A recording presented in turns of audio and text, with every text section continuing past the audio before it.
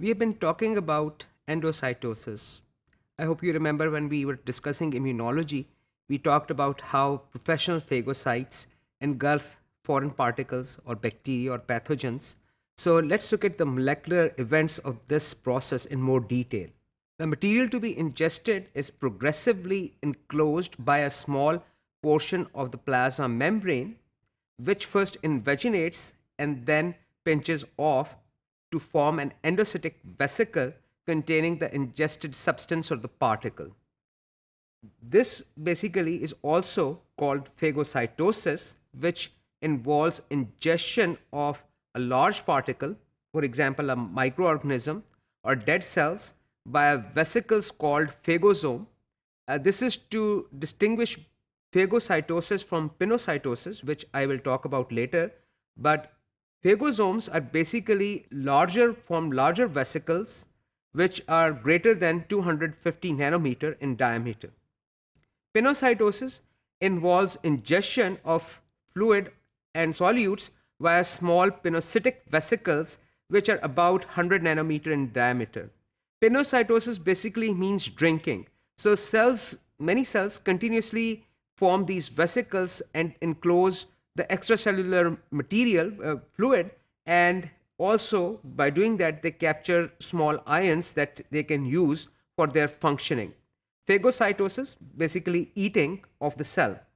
Most eukaryotic cells are continually ingesting fluids and solutes by pinocytosis.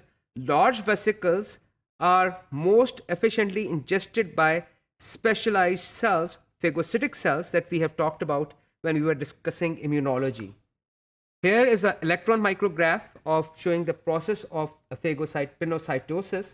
You can see the vesicle is being formed. The membrane is invaginating itself. It is folding inside, and once it does that, there are special proteins that basically tighten up at the junctional part of this membrane, and ultimately it is cut off and a vesicle is then released in the cytoplasm. In mammals, there are three classes of white blood cells that act as professional phagocytes. We have talked about them: macrophages, neutrophils, and dendritic cells. We talked about these cells in fair detail when we were talking about immunology. These cells develop from hematopoietic stem cells, and they defend us against infections by ingesting invading microorganisms. Macrophages also scavenge senescent cells and cells that have died by apoptosis. We talked about apoptosis, or programmed cell death, where the remnants of the cell, after the cell has died, they're ingested by these professional phagocytic cells.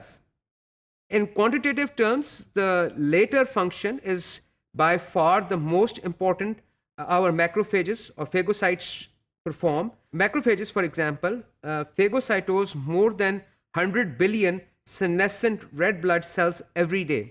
So every day our phagocytes, macrophages, they eat about 100 billion red blood cells which are not functioning properly. Particles first bind to the surface of the phagocyte. Phagocytes have a variety of special surface receptors that are functionally linked to phagocytic machinery of the cell. Remember, we talked about Fc regions of the antibodies. These Fc regions, or the tail regions of antibodies, are recognized by Fc receptors present on the phagocytic cells on their surface. These receptors bind the Fc domains of the antibodies, which have coated, for example, an bacteria, and with the help of this interaction, Fc region and Fc receptors, these phagocytic cells coat the bacteria with their membrane, ultimately engulfing it. And this is the process of phagocytosis is triggered when the receptor, Fc receptor, binds the Fc region, activating the cellular machinery, which will of course also reorganize cytoskeleton and help the cell ingest the bacteria. So also apoptotic cells, they lose their asymmetric distribution of phospholipids in the plasma membrane. As a consequence, negatively charged phosphatidylserine, which is normally on the cytosolic, which is present on the cytosolic face of the lipid membrane, is actually flipped. It flips, and now it is exposed at the extracellular part of the plasma membrane. This is also recognized by phagocytic cells, and they trigger phagocytosis of the dead cell. Here you can see the process. Here is, for example, a bacteria. Actually, if you notice, this bacteria is in process of dividing, becoming from 1 to 2. And here's the membrane of the phagocytic cell, which has formed a pseudopody or a false foot.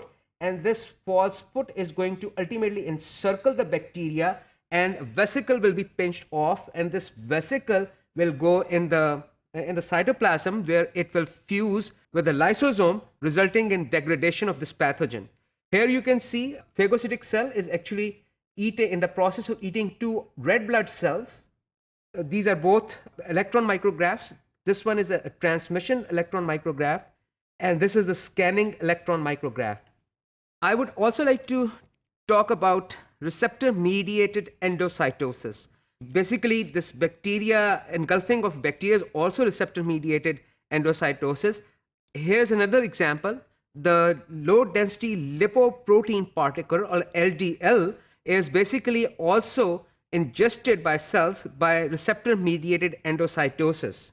Here on your screen, you can see the LDL particle. It has cholesterol molecules, and it has phospholipid monolayer, cholesterol ester molecule, and a protein molecule which is holding the structure together. Each particle contains a core of about 1500 cholesterol molecules esterified to long fatty acid chains. So if you notice, here is the cholesterol molecule, and this tail part of this molecule is basically the esterification of long chain fatty acids to this cholesterol molecule. So here's what happens. When LDL binds the LDL receptor, it causes a conformational change in the cytoplasmic domain of this receptor, which is recognized by a protein called adaptin. This adaptin, or basically if you want to think of it, it's basically an adapter that will link this receptor to the clathrin molecules, which are actually the molecules that form, which are the coat molecules. So when this interaction takes place, the clathrin coated pit is formed and results in accumulation of receptors bound to LDL particles.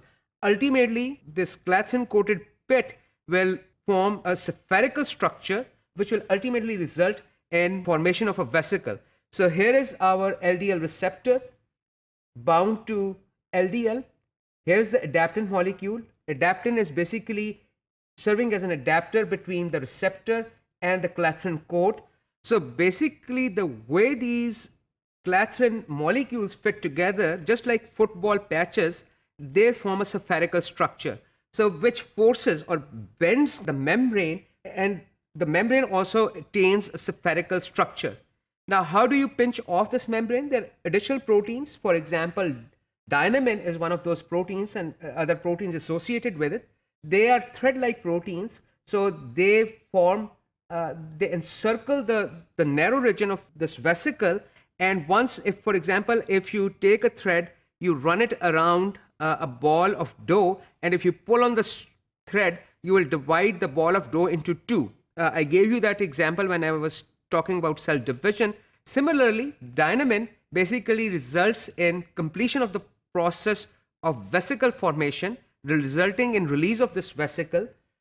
As soon this vesicle is released, of course, it will lose its clathrin coat, and the membrane is now exposed to the cytoplasm. So here's the whole process.